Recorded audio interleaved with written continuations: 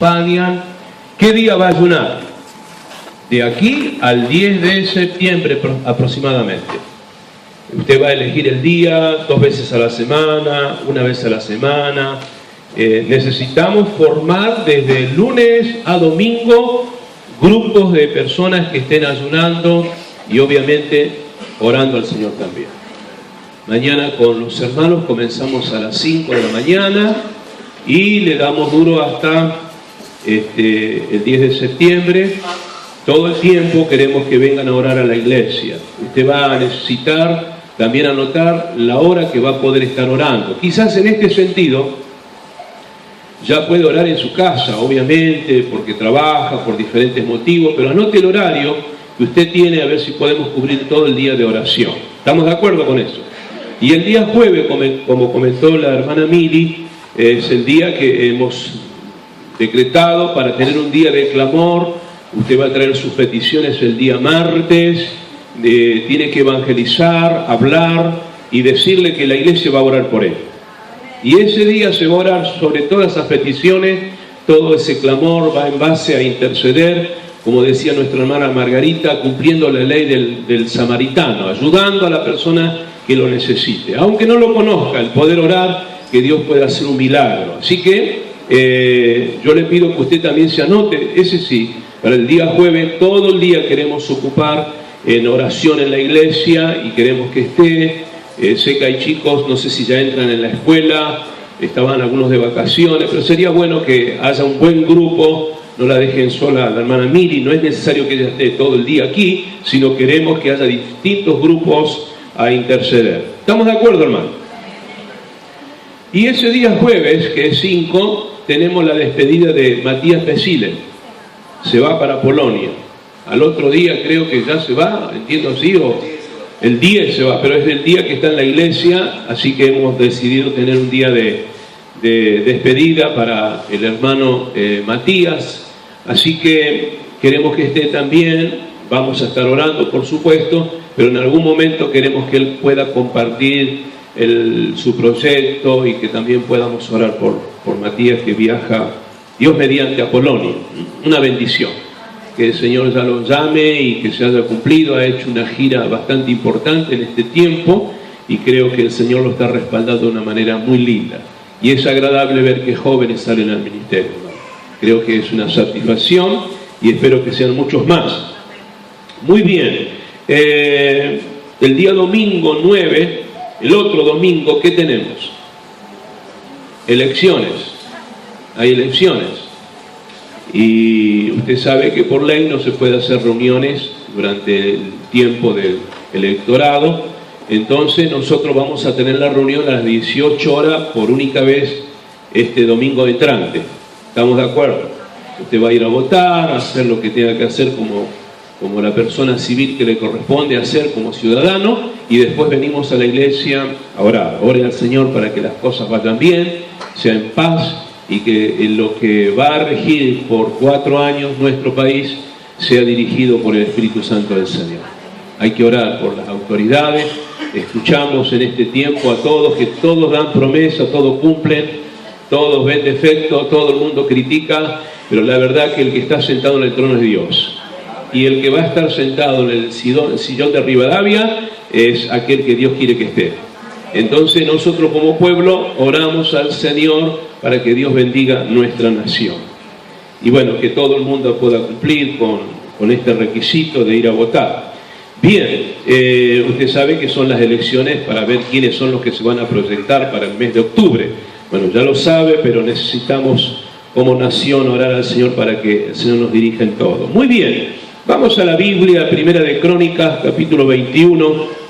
Recuerde que estamos a 20 días de la séptima Congreso de Educación que tenemos cada año en la iglesia, así que si usted puede recoger algún volante para invitar a su amigo de distintas congregaciones, o mismo si lo quiere llevar a la escuela, las escuelas seculares, para las directoras, para la maestra. Le digo algunos de los temas que se está por abordar. Son aproximadamente 11 talleres. Se va a tratar la persona del maestro, importante, en este tiempo, gestionar a partir de las herramientas que nos brinda el Estado y también cómo abordar el abuso en la iglesia muchas veces, la evangelización del niño.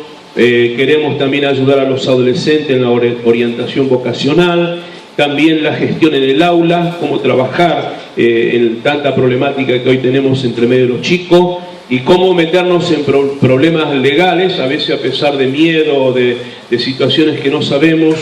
La hermana Unpierri va a estar ministrando esta área, también cómo poder crear actividades y gestión en el aula 2, que lo va a estar dando Lautaro Guerrero, y también cómo tratar y abordar clases dentro y fuera de la iglesia, porque usted sabe que aquí la iglesia tiene clases fuera de la iglesia, no dentro de un aula, sino en la plaza, Bicentenario, siempre están trabajando, y bueno, creo que es un desafío trabajar con los chicos fuera de la iglesia, y cómo trabajar con ellos también la hermana Claudia Mendoza, que es docente y está trabajando muy bien en una zona de Boulogne, y creo que vale el consejo y la experiencia de alguien que pueda comentar cómo trabajar en estas áreas. Muy bien, dice la Biblia, si usted ya tiene la palabra, en Primera de Crónicas, capítulo número 21, vamos a leer del pasaje 1 al 8, y quiero hablarle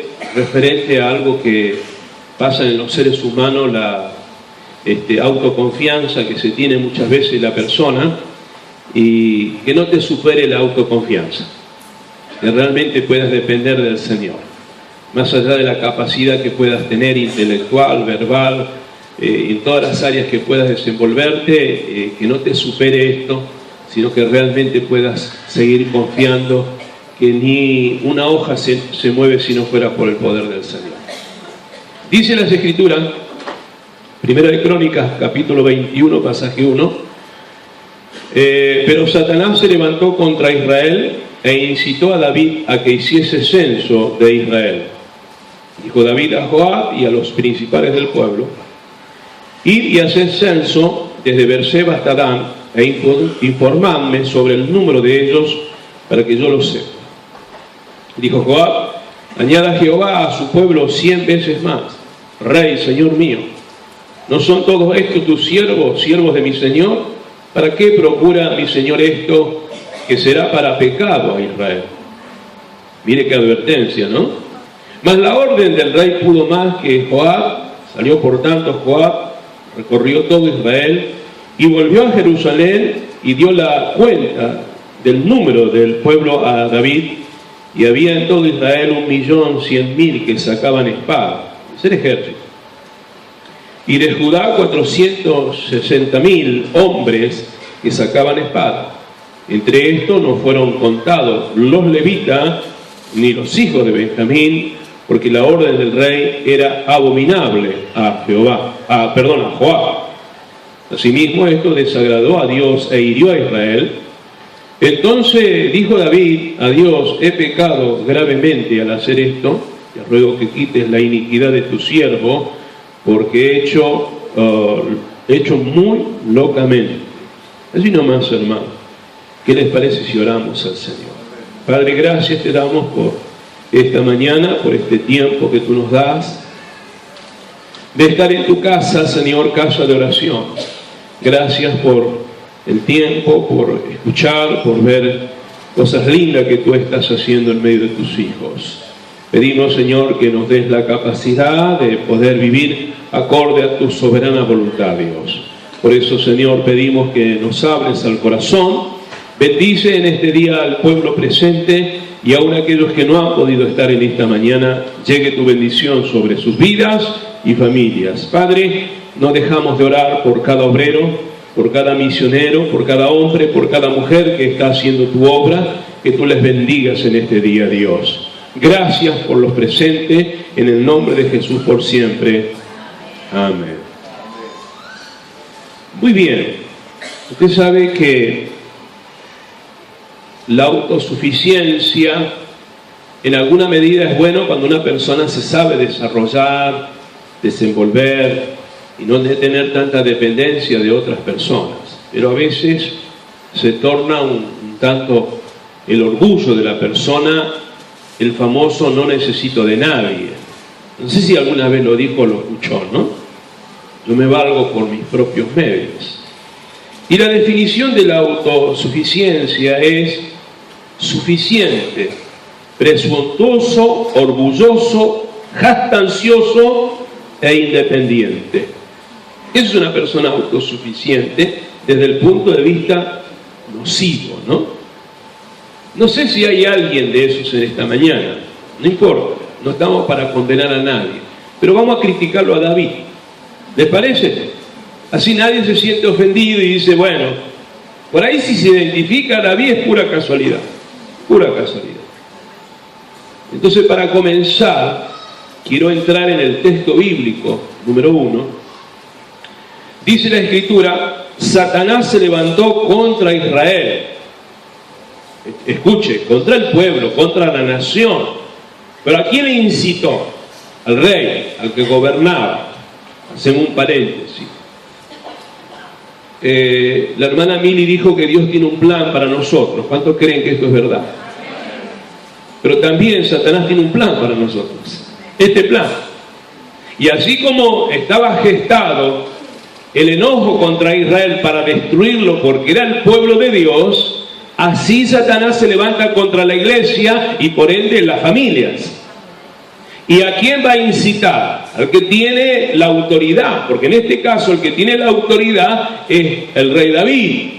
Usted es el papá, usted es la mamá, usted es la persona que tiene la autoridad para bendecir su familia. El pastor es el que tiene la autoridad hacia la iglesia. Entonces todo el mundo va a padecer la tentación, porque aquí hay una tentación, ya lo vamos a mirar. Entonces el que tiene oído oiga y preste atención y cúbrase con la sangre de Jesucristo y tenga visión y autoridad, porque hay un plan de destrucción, pero bendito sea Dios que los que confían en Jehová son guardados por Dios. Y esto es lo que habla el Salmo 91, ¿no? El que habita al abrigo del Altísimo. Quiero hablarle 4 cosas, considerando esto. Lo primero tiene que ver con esa palabra incitó a David. Y tiene que ver con lo que produce en la mente Satanás. Porque él es el que trabaja en la mente. ¿Cómo lo hace? Aquí esta palabra incitar significa perforar. La palabra incitar que utiliza el escritor de Primera de Crónica es la palabra perforar. Perforó la mente de David, ¿no? ¿Cómo lo hace? Bueno, a través de estímulos y a través de engaño, porque Satanás utiliza los sentidos del ser humano. ¿Cuántos están de acuerdo a esto? No puede tocarme, pero sí puede afectar. ¿Cómo me va a tentar? ¿Cómo me va a seducir? A través de los ojos. ¿Cómo me va a engañar? A través de el hablar.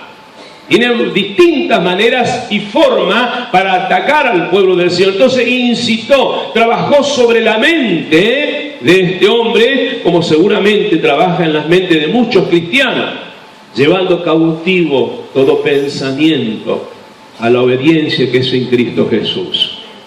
Entonces aquí es donde el pueblo del Señor tiene que comenzar a considerar que no está eximido de la tentación. No solamente hablamos a un joven, sino hablamos a un matrimonio, hablamos a cualquier persona de cualquier edad que es tentado por nuestro adversario.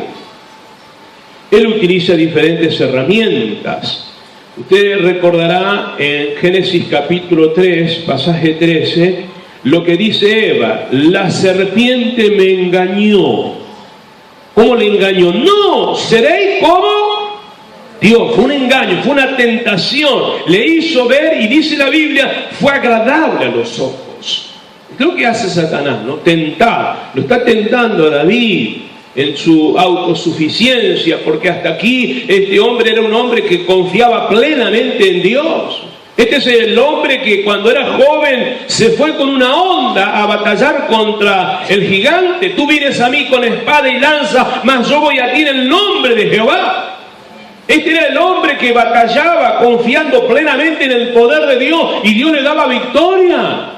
Ahora está en una edad ya de adulto, la última etapa de su vida, y él ya no confía, parece, tanto en Dios, sino que desea saber el ejército con el que cuenta, con lo que va a batallar. ¡Qué tremenda tentación! ¿No?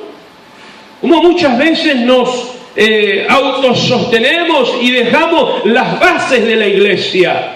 Usted no va a poder soportar la tentación, y estimado joven, jovencita, si no se cubre con la sangre de Jesucristo. Aunque sea un hombre adulto o casado, si usted no busca a Dios, está exhibido al mismo problema de tentación, aunque tenga algunos años. Aunque ya para tu esposa no sirva para espiar, alguien lo va a mirar de otra manera. Siempre va a haber alguien que va a tratar de hacerle caer. Y a esta edad, sí, a esta edad. El que piensa estar firme, mire que no caiga. Entonces aquí hay un hombre que está dejándose penetrar en la mente, está perforando, sabe apelar a los sentidos y a las necesidades de Satanás. ¿A quién le apeló o sobre quién apeló en la tentación de necesidad? Lucas capítulo 4 nos relata que Jesús estaba en días de ayuno en el desierto. Y dice la Biblia, Jesús tuvo hambre. Después de varios días tuvo hambre. Y viene la tentación sobre Jesús. Si eres el Hijo de Dios, di a esta piedra que se convierta en pan. La tentación. Si eres hijo de Dios, tírate del pináculo del templo, porque la Biblia dice que a sus ángeles mandaré a que vengan a ti. No tentarás al Señor tu Dios, le responde el Señor. No solo de pan vivirá el hombre. Estaba preparado bíblicamente y espiritualmente para soportar la tentación de 40 días que vino sobre la persona de Jesucristo. Quiero decirte, mi amado hermano, que la Biblia dice que el discípulo no puede ser mayor que el maestro.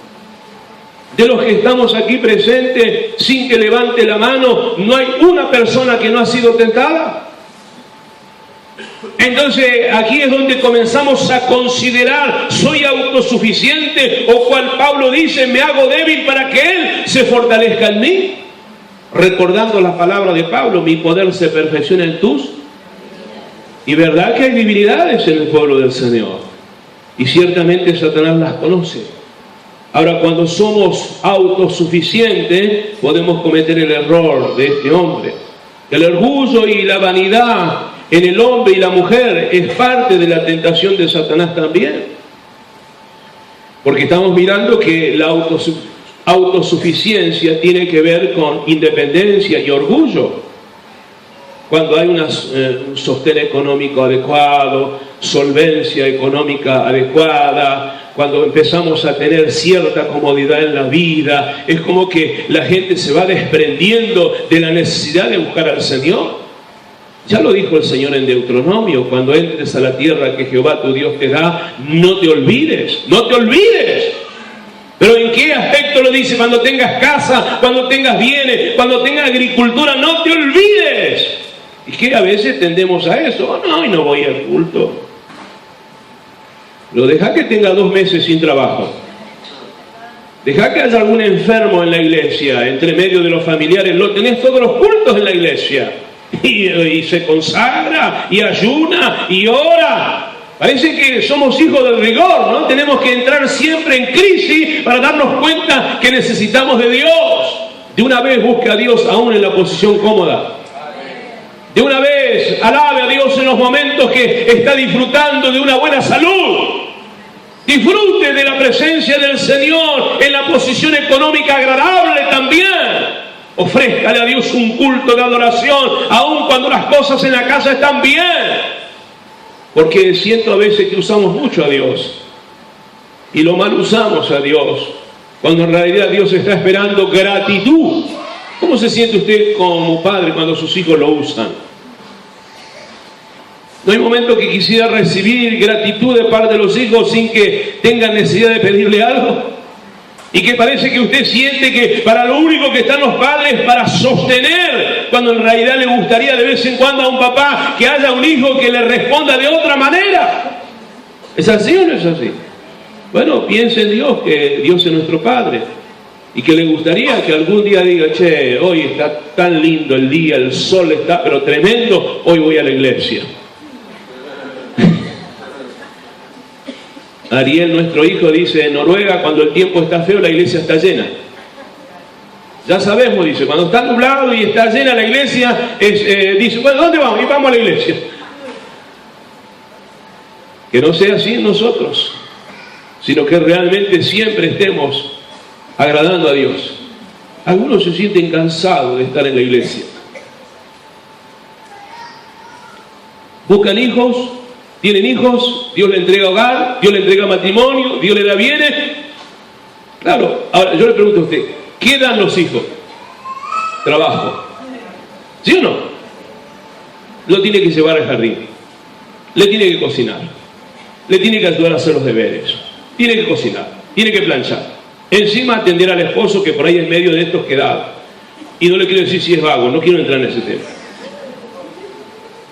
Pues me voy a tentar a decir cosas que no tengo que decir. Y que encima añadido a eso, la iglesia. Y ya ve algunos que vienen con la cara. Y si te detenés a pensar que tenés tu hijo sano, y si te detenés a pensar que ese trabajo que te da tu hijo porque está creciendo bien en la vida. Nos contaron el otro día de un niño que tiene hidrocefalia. No sé si tiene 50 centímetros de altura. Su cabeza, usted sabe que crece. Y encima tiene que ser llevado en un carrito, porque no tiene movilidad. Y que hace poco él tiene una válvula en su cabeza para irrigar ese problema que tiene. El líquido que tiene en su mente tiene que irrigar. Y se tapó el conducto. Y estaba en serios problemas el chico porque, sumado a sus problemas, tenía que entrar en una operación nuevamente para ese cuidado por infecciones, por cosas. No sé si me estoy haciendo entender que somos tentados a olvidarnos la bendición que Dios nos da. Yo quisiera que usted reflexione en esta mañana y tener una iglesia agradecida a Dios. Y el agradecerle a Dios es adorarle. El adorar a Dios es servirle. Y no caer en la tentación de la autosuficiencia y me puedo solo, porque la realidad es que si usted y yo podemos solo, la muerte de Cristo en la cruz del Calvario solo fue en vano. No hubo un hombre y no hay un hombre que pueda vivir sobre esta tierra sin que necesite de Dios. Y tenemos la oportunidad de depender de Dios y no tener esta autosuficiencia propia. No deje que Satanás le perfore la cabeza. Si se la perforó, espero que en esta mañana la estén parchando. El piqueteo, vio ese bichito que todo el día me come la cabeza, dicen algunos chicos, ¿no? Bueno, cúbrase con la sangre de Jesucristo. Muchas veces la autosuficiencia es tan fuerte que no se reacciona aún a pesar de las señales que Dios le da. Porque la realidad es que David toma una decisión, dice, quiero contar el pueblo, quiero saber con cuántos guerreros cuento, quiero saber sobre lo que estoy confiando, si voy a poder defenderme. Y hay un hombre ahí carnal como Joab. El general Joab era uno de los diáconos más carnales que uno pudiera tener. Era un hombre con una visión carnal y natural, egoísta, y aún era un hombre que trabajaba sobre los defectos de David, porque él le conocía algunas cuestiones a David y lo presionaba sobre eso. Y a pesar de ser un hombre carnal, le suelta una palabra. Y le dice, Jehová añada a tu siervo 100 veces más, pero no cometas este pecado. Una piedra le estaba hablando, no sé si le suena. Hola, algún compañero de fábrica que te ve con la cara larga y él no viene a la iglesia. O un vecino y te dice, vamos, ánimo, tenés confianza en Dios. ¿Escuchó alguna vez que le dicen eso? Vos que vas a la iglesia todos los días, vamos, vamos, vamos.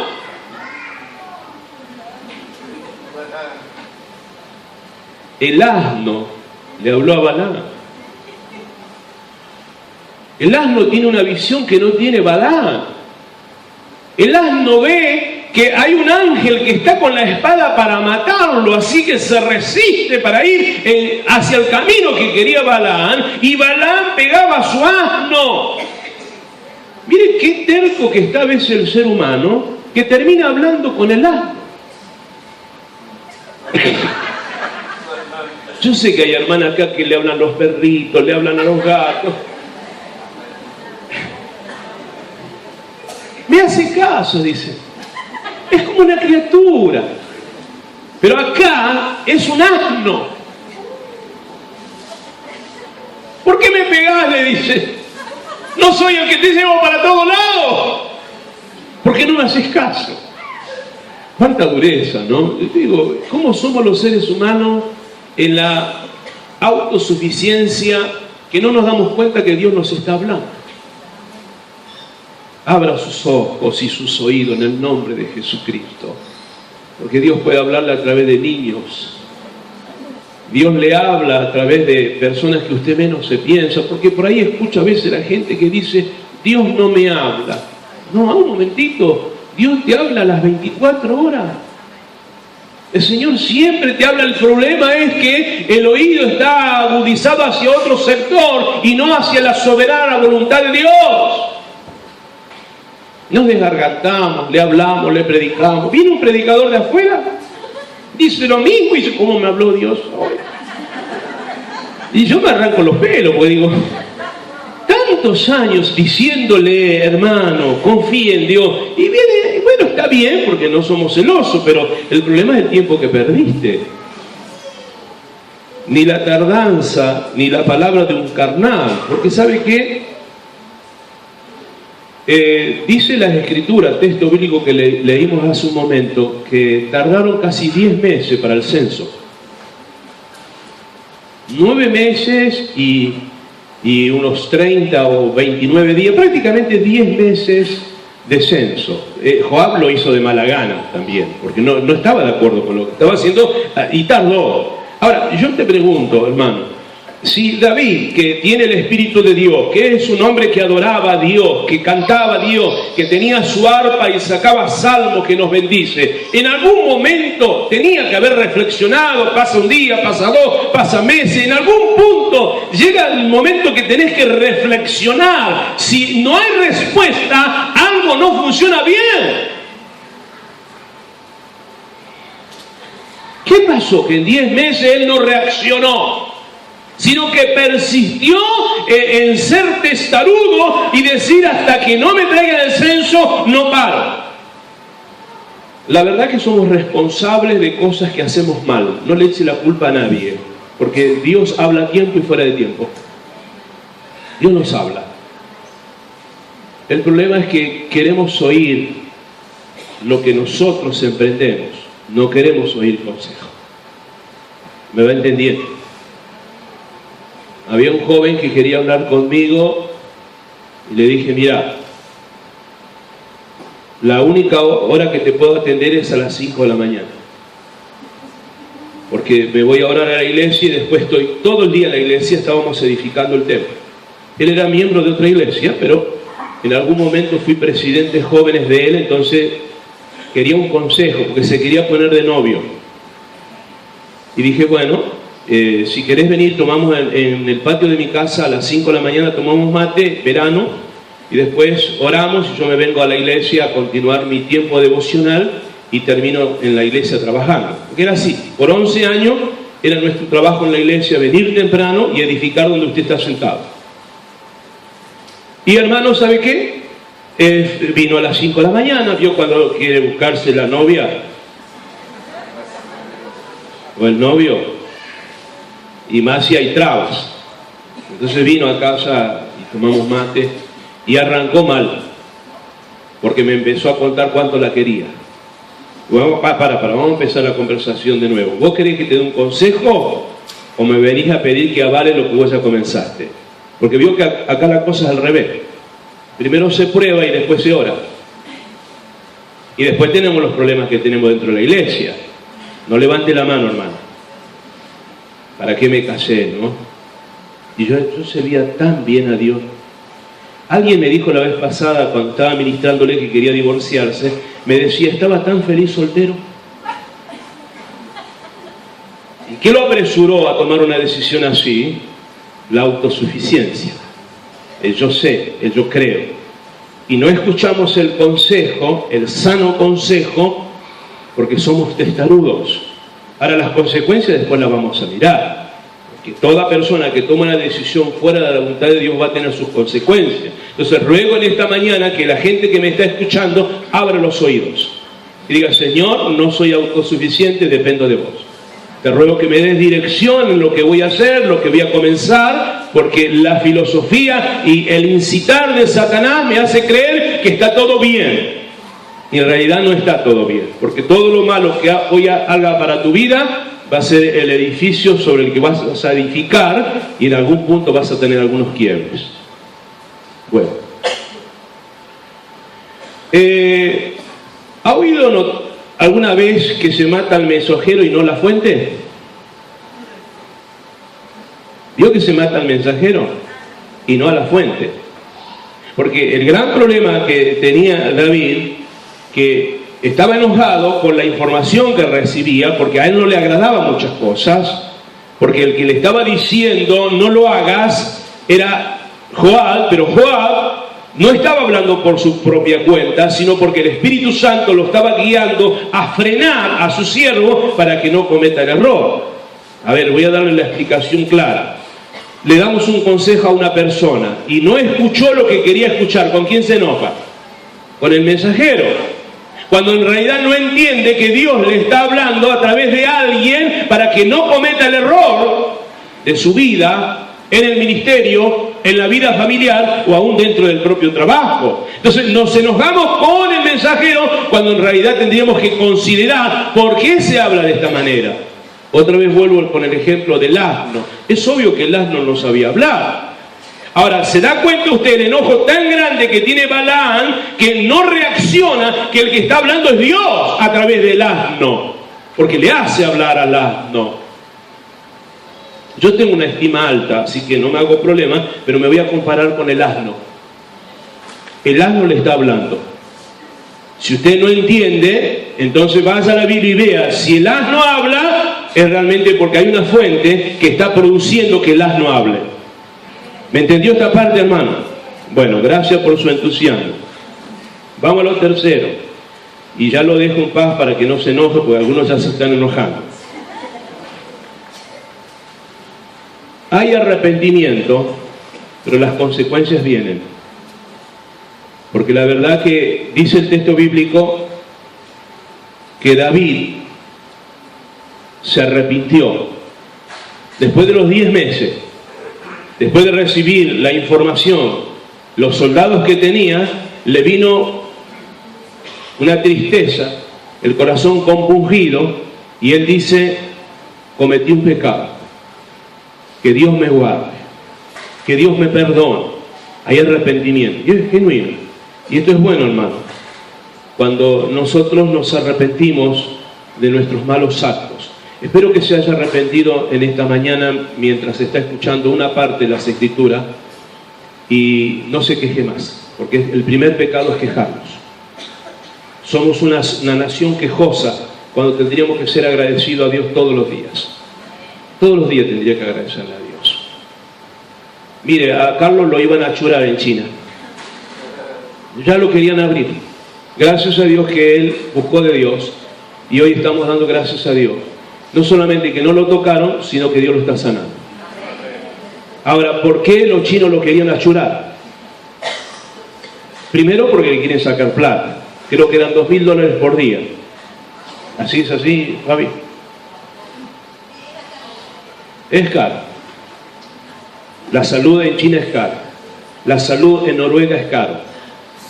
La salud en muchos lugares es pésima. Y usted va a un hospital hoy y tiene todo. Dele gracias a Dios.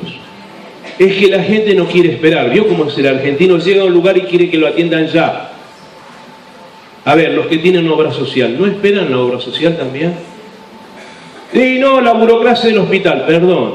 En la obra social, ¿usted también no tiene que pedir permiso? Es así. Entonces, es algo que es quejarse más queja igual a quejas. Entonces, esa gente compone el pueblo de Dios. Entonces, es un pecado también quejarse, porque hay que ser agradecido a Dios. Entonces, dele gracias a Dios. Y si usted ya se arrepintió, bendito sea el Señor. Veo algunas cabezas que dicen sí, pastor. Ahora, yo quiero decirle algo, que Dios no tendrá por inocente al culpable. Gracias a Dios por la sangre de Jesucristo. Es la que aboga por nosotros y absorbe todo castigo, porque la mano de Dios está sobre nuestras vidas. No estamos en el tiempo de David, pero sí quiero que usted sepa, hermanos, que las consecuencias muchas veces están, porque Dios quiere enseñarnos. A ver, si su hijo o su hija se llevó todas las materias, ¿usted lo va a premiar? Qué malo que es, ¿eh? ¿O es bueno? Si sus hijos cometen un error, lo mínimo que tiene que haber es una disciplina. Ah, bueno, para que aprenda hay que castigarlo. No estoy diciendo eso. Pero mínimamente hay un problema, la falta de valorizar cosas. Entonces, una persona valoriza algo cuando mínimamente tiene una disciplina o en algo se le hace sentir que no ha valorizado lo que se le ha entregado. Es como cuando hay abundancia de pan en la casa. Yo cuando la gente está gordita, bien alimentada, a todo le dice que no. La madre prepara una linda comida y no quiero, no me gusta. Téngalo 2 o 3 días sin comer. Le come lo que venga. No mira. ¿Por qué? Porque la necesidad hace que lo mínimo se pueda aprovechar. Miren los chicos que se fueron a Santiago. ¿Cuándo usted se le hubiese cruzado por la mente que nuestros chicos fueron a comer guiso de paloma?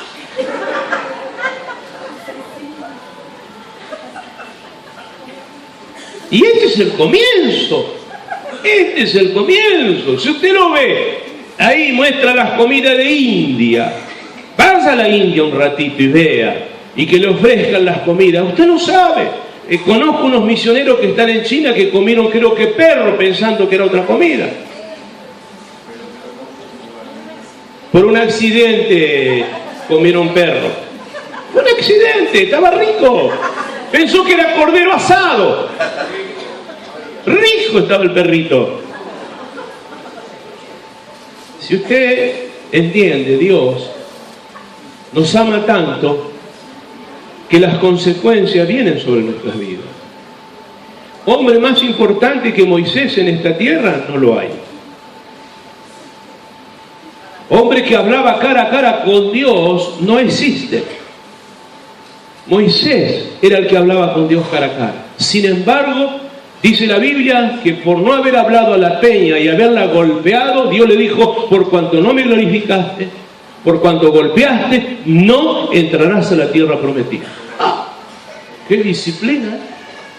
Y se lo pidió a Dios y Dios le dijo: basta, solamente la vas a mirar, pero no vas a entrar a la tierra prometida. 40 años vagó en el desierto para entrar en esa tierra y el hombre comete este error y no puede entrar. Consecuencias. Usted sabe que Saulo era el que perseguía a la iglesia. Y como consecuencia de perseguir a la iglesia tuvo un encuentro con Dios y él quedó ciego. Después fue sano, pero parece que le quedaron secuelas en los ojos, que le traía algunos problemas a Saulo, después llamado Pablo. Se dice que podía ser los ojos, porque en una de sus cartas dice: cualquiera de vosotros por amor me daría sus ojos, porque veían que el hombre tenía un problema en los ojos. Le quedó una secuela de haber perseguido al Señor. Y dice la Biblia que le pidió al Señor varias veces que lo sanara. Pero Dios le dijo: basta ya, no, mi poder se perfecciona en tus debilidades. O sea, que te quede el aguijón de que me perseguiste. Y le dijo el Señor a Ananías: yo le enseñaré cuánto tiene que padecer por amor a mi nombre. Ya los creyentes creen que andan de vacaciones en la iglesia. Viven de picnic. Pecan, vuelven, mienten, murmuran y creen que esto es una barateja. Pero Satanás está ahí puesto para destruir tu hogar. Tiene autoridad para meterse en tu familia si estás practicando el pecado, hermano. David va a pagar las consecuencias aunque se arrepintió. 70.000 hombres le murieron. Una cosa terrible se le viene encima y aún arrepentido, ¿qué hice? Metí la pata. Eclesiastes capítulo 10, pasaje 1 dice que las moscas hacen perder el perfume del perfumista. Así una pequeña locura. ¿Usted puede creer que por un desliz, una bromita, y las consecuencias son bastante difíciles a veces? Yo le ruego que considere cuando Dios le está hablando y no entre a jugar al borde del abismo, porque realmente Dios es justo, hermano, y todavía no ha cambiado Dios, sigue siendo 3 veces santo. Yo sé que el evangelio de hoy es totalmente diferente al evangelio que yo conocí hace más de 40 años atrás. Hoy es un evangelio light, donde todo es permitido y todo lo que antes era pecado, ahora ya no es pecado, pero la palabra sigue siendo vigente. Y Dios no ha cambiado. Hebreos 13:8, Jesucristo es el mismo ayer, hoy, por los siglos de los siglos, y la iglesia dice, amén. Dios no ha cambiado. Sigue siendo santo y la iglesia tiene que vivir en santidad y caminar en santidad. Entonces cuando uno lo ve a un David que es autosuficiente y que entiende y que sabe y le está hablando Dios, ahora cuando vienen las consecuencias, hay un arrepentimiento, gracias a Dios. Yo quiero animarle algunas cositas porque voy a levantarle un poco el cuerpo tirado que está en el piso ahora y decirle que, porque la pregunta fue ¿por qué pagó los platos rotos el pueblo por las decisiones que tomó David? Y no es así, porque usted tiene que leer también Samuel, 2 Samuel capítulo 24, que está el mismo relato. Y la verdad, mi estimado hermano, que había una ley en el libro de Éxodo capítulo número 30. La Biblia dice que el Señor le dio la orden a Moisés que censara al pueblo, en Éxodo. Censa al pueblo. Y ahora Dios está castigando a David por haber censado al pueblo. Pero había algo, había una ley que tenía que dar un ciclo, medio ciclo de plata por el rescate de su vida. Si cada hombre, dice, de cada familia que es censado, tiene que poner medio ciclo de plata por el rescate de su vida, lo que Dios le está diciendo, expiación en el Antiguo Testamento. David y los hombres sabían esta ley. Fueron censados y ninguno cumplió con la ley. ¿Y saben lo que decía la palabra? Si no cumple, la peste vendrá sobre ti y la mortandad. Ahora, también quiere decir que el pueblo era autosuficiente. ¿Me va entendiendo? A veces, hermanos, las decisiones tienen que ver por autoridad, pero también hay decisión para abajo. Y acá hay una decisión unánime de autosuficiencia. Y por eso viene la disciplina, no solamente contra David, sino contra todo el pueblo. Samuel dice que Dios se enojó contra el pueblo también. Y ahí va en contra de la Biblia que dice que Dios fue el que incitó a David.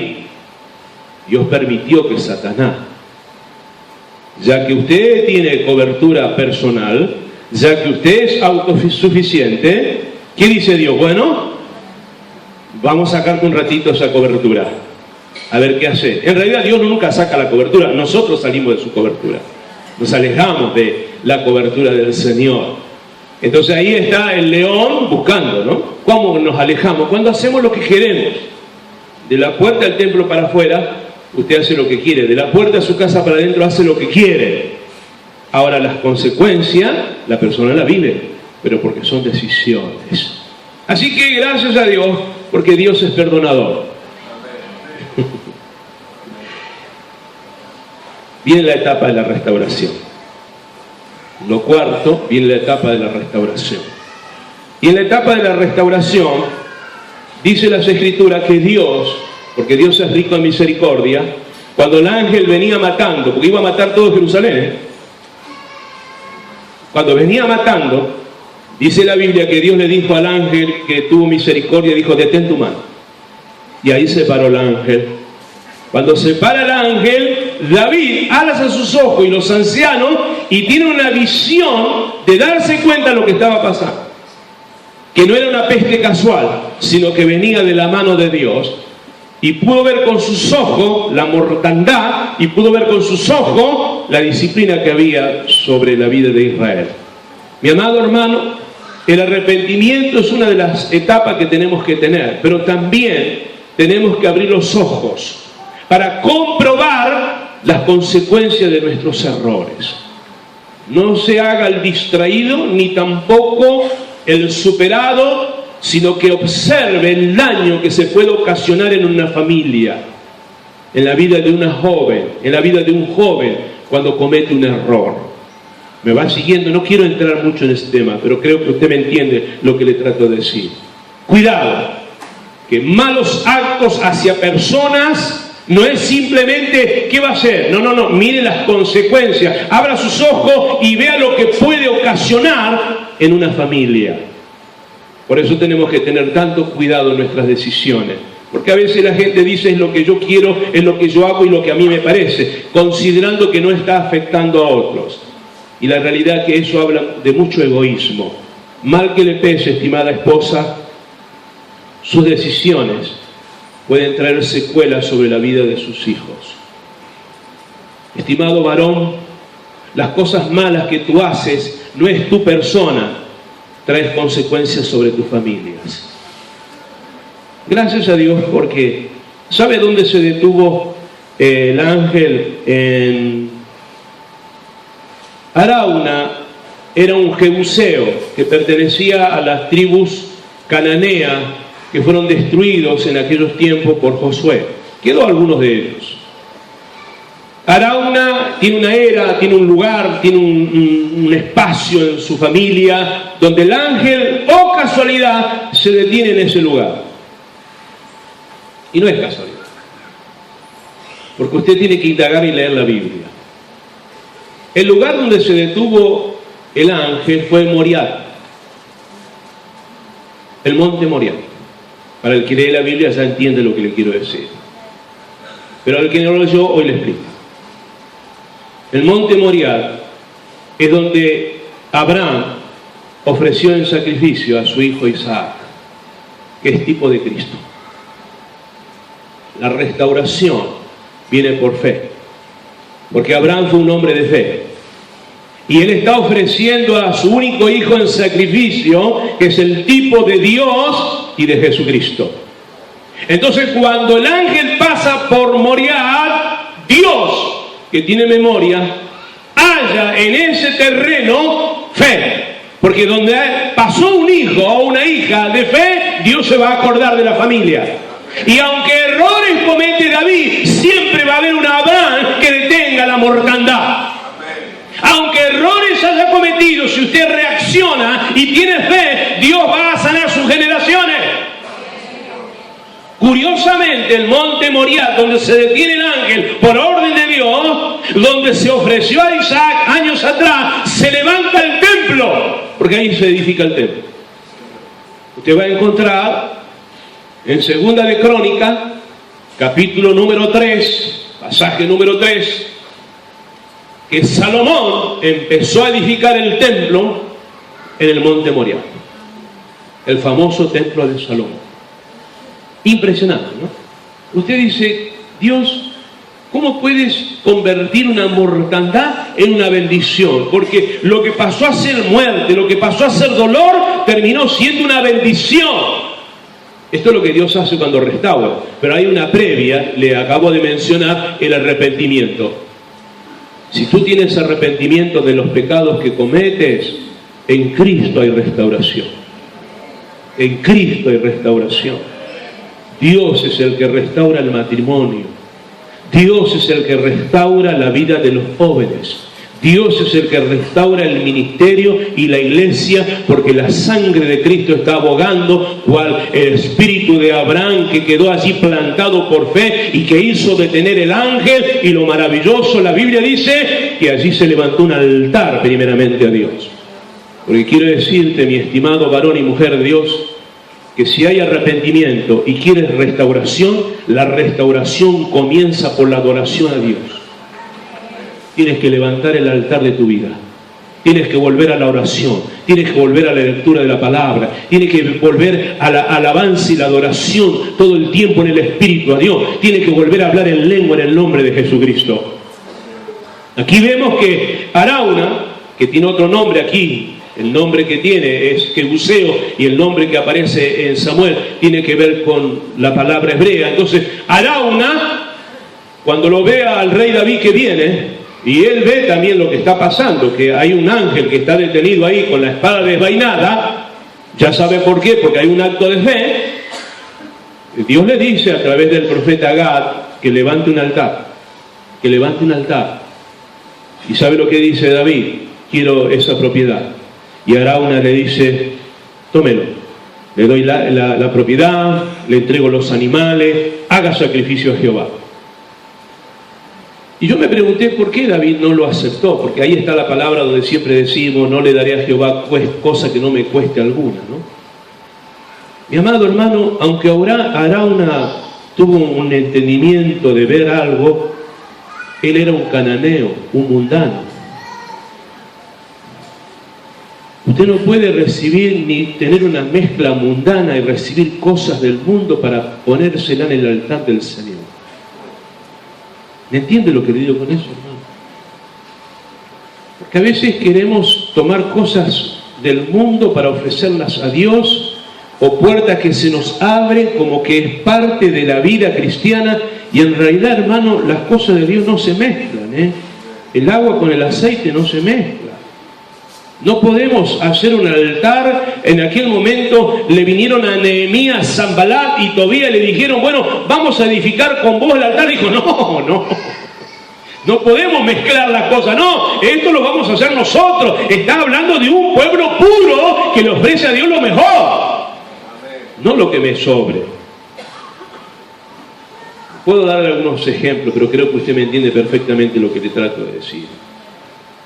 O sea, tenemos que definir muy bien lo que es la iglesia de Jesucristo. La iglesia de Cristo se debe a Cristo. Y la ayuda social que nosotros podemos dar, que no está mal, es parte del ministerio samaritano, como decía Margarita. Pero mi amado, yo no puedo utilizar lo social para tratar de ofrecerle a Dios un suplemento mundano, sino que primero está la necesidad de que la persona conozca a Dios. Me acuerdo, y ya termino con este ejemplo, un empresario me había llamado a su empresa para orar porque estaba en algunas crisis. El otro día le mostraba a Liliana algunos de los edificios que estábamos orando, fuimos a orar ahí sobre Libertador, cerca de la costa de San Isidro. Me acuerdo, él tenía una oficina pequeña y era el lugar que no podían edificar porque la municipalidad no se lo permitía. Así que estábamos orando para que Dios lo ayudara en esto. Así que fuimos, oramos en cada uno de los lugares, después estuvimos en su oficina. Y entonces me dice en un momento dado, cuénteme lo que usted hace, pastor. Y conté, estábamos trabajando, queríamos edificar esta parte. En aquellos años no estaba toda la parte de adelante de la iglesia, solamente estaba este sector de templo solamente. Nada más eso teníamos, solamente ese templo. Teníamos la pared del frente y la parte que hoy es cocina, era playa de estacionamiento de los autos. Así que comenté el proyecto que tenía de querer hacer cosas. Así que en un momento dado, primero tenía dependencia del pastor, porque pedía que orara por esto, por lo otro, y estaba sumiso. Pero después sintió él que pasó a un primer lugar, ante la necesidad, ¿no? Entonces se tira ante su sillón ese cómodo que tenía y abre sus brazos grandes y me dice, bueno, pastor, pídame lo que quiera, me dice. Aquí estoy. Lo miré y le dije, al único que le pido es a Dios. Y confianza de hombre jamás. Porque la Biblia me dice, maldito el hombre que confiare en hombre o en brazo de carne. Usted está bajo autoridad espiritual, porque yo soy autoridad espiritual, usted no es autoridad espiritual, para decirme esa palabra. Bueno, al momento dio vuelta, me dice, discúlpeme, perdóneme, dice, en algún momento voy a tratar de acercarme a ayudar, retiro la palabra que acabo de decir. Mi amado, hoy la iglesia ha vendido su primogenitura detrás de un interés de una Arauna, cuando tiene que haber un David que, arrepentido por sus malos actos y que quiere restaurar, diga, no, yo voy a poner lo que corresponde para servir a Dios. No voy a intercambiar, no voy a buscarla fácil, no daré a Jehová cosa que no me cueste. ¿Me entiende lo que le digo, hermano? La vida cristiana no es tan fácil, ¿eh? No puede venir con la valija de lo mundano, de lo de Arauna, para tratar de hacer el altar a Dios. El altar a Dios lo hace usted y lo hacemos yo solo, solito. Es una relación. Si no, lea el libro de Romanos, presentando nuestros cuerpos en sacrificio vivo, santo, racional, agradable delante de Dios. Tiene que echarse por voluntad propia y no, mi estimado hermano, ofrecer a otros, sino que nosotros somos. Y termino con esto. Hubiese sido muy fácil que David tomara la herencia de Arauna y que el que cometió el error expiara el pecado con los intereses económicos de otra persona.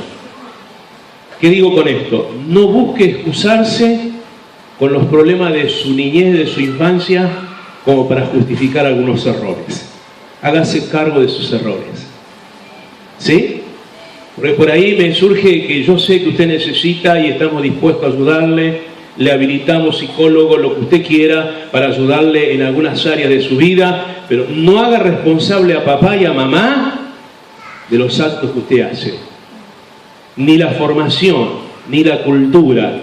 Yo sé que hay un grado de personas que dicen, pobrecitos, el resultado de, porque no tuvieron, eso es lo que no conocen a Dios, pero los que conocen a Dios tienen la mente de Cristo.